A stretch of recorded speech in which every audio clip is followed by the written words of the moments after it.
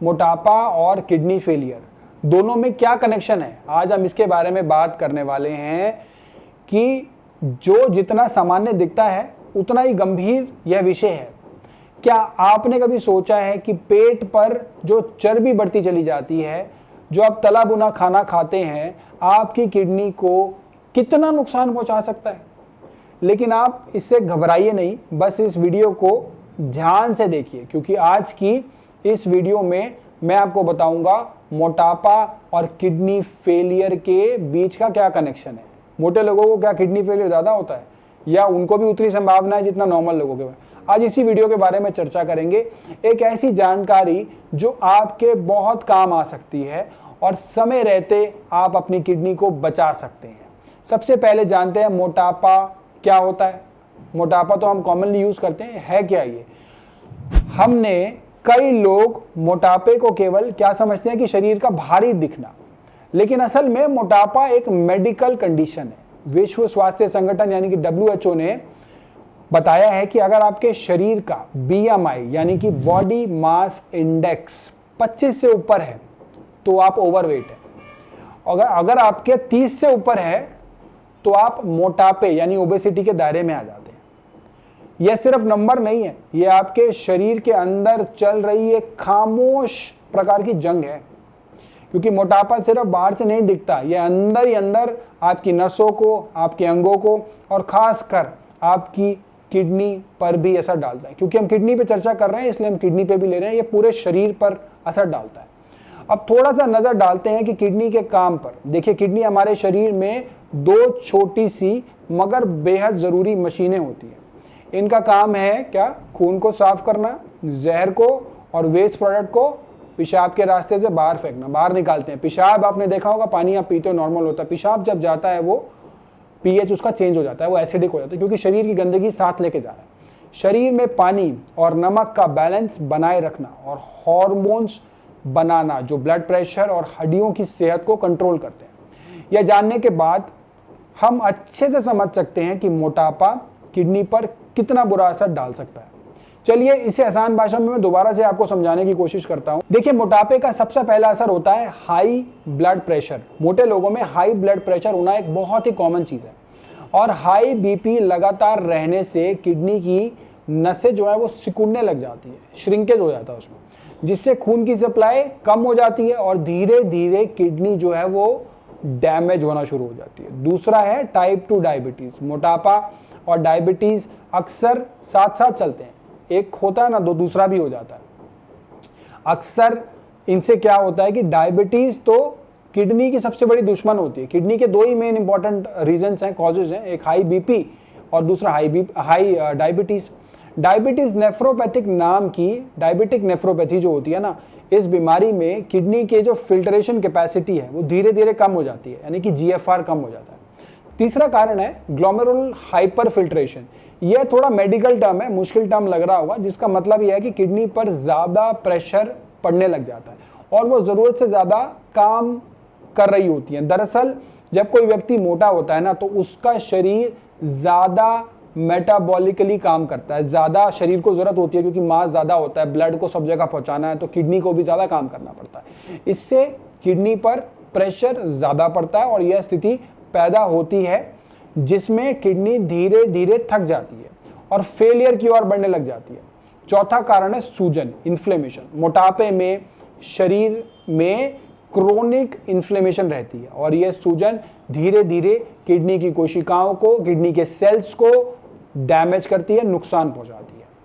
पांचवा कारण है फैट डिपॉजिट। किडनी के आसपास और अंदर जब फैट जमा होता है तो क्या करता है वो? तो वह किडनी के फिल्टर को, यानी कि किडनी एक प्रकार का फिल्टर है ना, उसको क्या करता है? उसको सीधे नुकसान पहुंचाने लग जाता है, क्योंकि फैट जो है वो अंदर ही जमा हो गया। अब जाके अब दुश्मन ने अंदर ही घर बना लिया। एक और बात आपको बता दूं कि मोटापा और किडनी फेलियर के इस कनेक्शन की पुष्टि आंकड़े भी कर रहे हैं।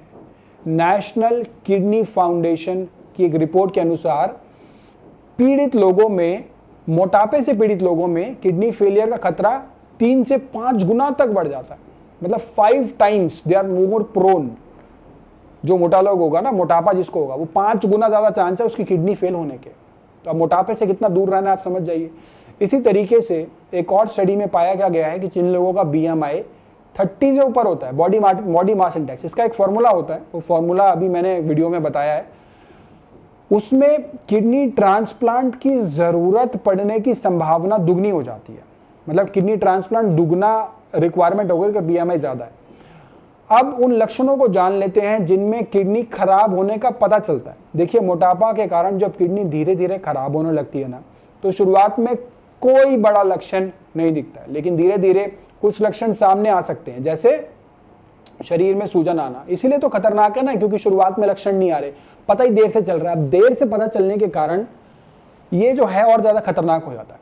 शरीर में सूजन का होना, खासकर पैरों में हो जाती है, जिसे पेडलोडेमा कहा जाता है, पैरों में पानी भर जाता है, आंखों के नीचे पफिनेस आ जाती है, वो आपने बहुत बार देखा होगा किडनी पेशेंट्स में। थकावट, लगातार उनको थकावट बनी रहती है, काम नहीं किया तब भी थकावट रहेगी, कम काम किया तब भी थकावट रहेगी, वीकनेस बहुत ज़्यादा रहती है, बार बार पेशाब का आना कई केसेस में देखने को मिलता है, और पेशाब में झाग भी देखने को मिलती है। झाग क्यों आती है? क्योंकि प्रोटीन निकल रहा होता है। प्रोटीन जो है वो यूरिन से पास आउट हो रहा है, तो पेशाब में झाग दिखती है, जैसे सर्फ की झाग होती है ना, वो फ्लश करने के बाद भी नहीं जाती। भूख का कम लगना, भूख जो है एपेटाइट कम हो जाती है, क्योंकि आपकी शरीर की मशीनरी अंदर से काम ही नहीं कर रही प्रॉपरली, खाना जो खा रहे वो डाइजेस्ट ही नहीं हो रहा। उल्टी जैसा बना रहता है, वॉमिटिंग जैसे बने रहते हैं, नोजिया या मिचली जिसको कहते हैं, जी मचलाना जिसको कहते हैं, वॉमिटिंग जैसी फील रहती है। ब्लड प्रेशर का बढ़ना, क्योंकि देखो ब्लड प्रेशर जो वो किडनी को डैमेज कर रहा है, और यहाँ पे किडनी जब डैमेज होती है तो वो भी ब्लड प्रेशर को बढ़ाती है। एक प्रकार का विशियस सर्कल है। इसमें क्या होता है, इसमें त्वचा में ना, बॉडी में जो हमारी इचिंग भी शुरू हो जाती है किडनी पेशेंट्स को, क्योंकि उसमें शरीर के जो टॉक्सिन्स जो होते हैं, यूरिया है, क्रेटिनाइन है, वो शरीर में रुक गए। अब वो टॉक्सिन्स के रुकने के कारण इचिंग भी शुरू हो जाती है। अगर मोटापा है ना और ये लक्षण दिख रहे हैं तो तुरंत डॉक्टर से मिल लीजिए, क्योंकि ऐसे में इस बीमारी को रोक लेना ही सबसे अच्छा होता है।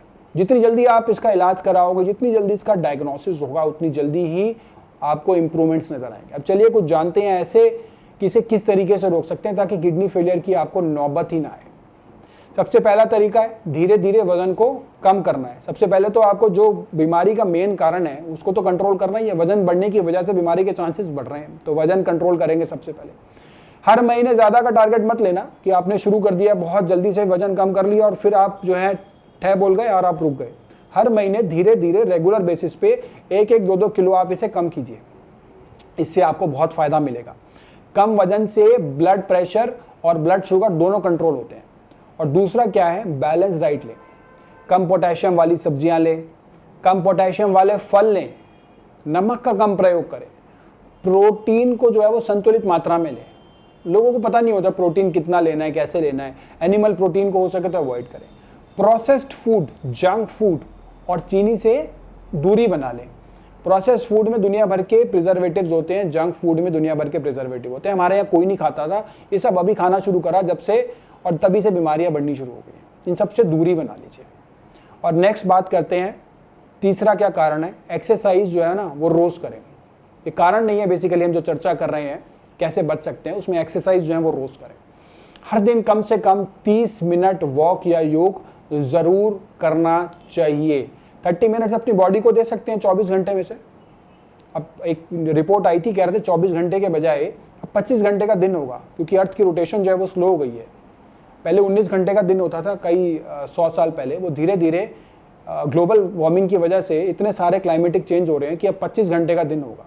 उस 24 या 25 घंटे में से आप 30 मिनट अपनी बॉडी के लिए निकाल सकते हैं। चौथा क्या कारण है, ब्लड प्रेशर और शुगर की जो है उसको रेगुलर जांच। चौथा जो है वो ब्लड प्रेशर और शुगर को आप रेगुलर जो है वो उसकी जांच कराते रहिए।